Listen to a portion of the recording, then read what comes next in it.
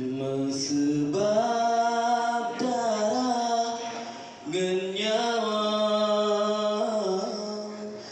ngan kerebendum syuhada nagata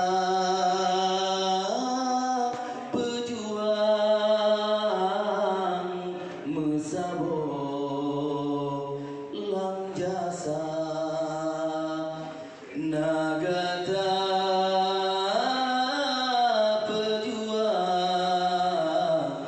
mesabo lam jasa yang sambung dum sumpah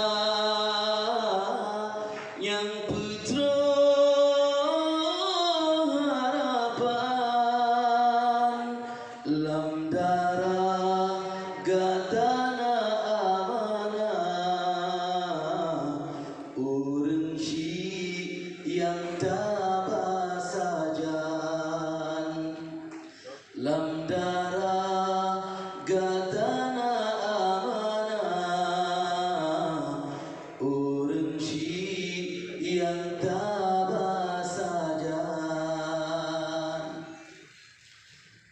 tak puput karena ilah berharap megangan jabatan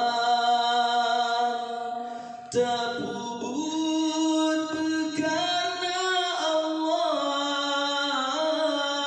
tak harap balah bak Tuhan nagata jasa karena najasa gata timo ngendara mulia nagata jasa karena najasa gata timo badara syuhada yang sambung dum sumpah yang putra harapan lam darah gata na amanah urang si yang tabah sajan lam darah gata na amanah urang si yang tabah sajan perjuangan gelam akhir getanya yang metro tujuan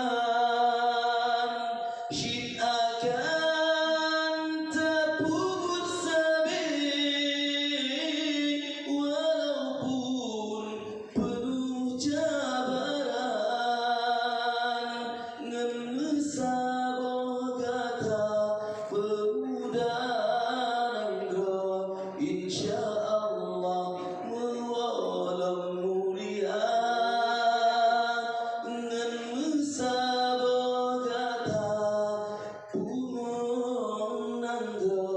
insyaallah mewalam mulia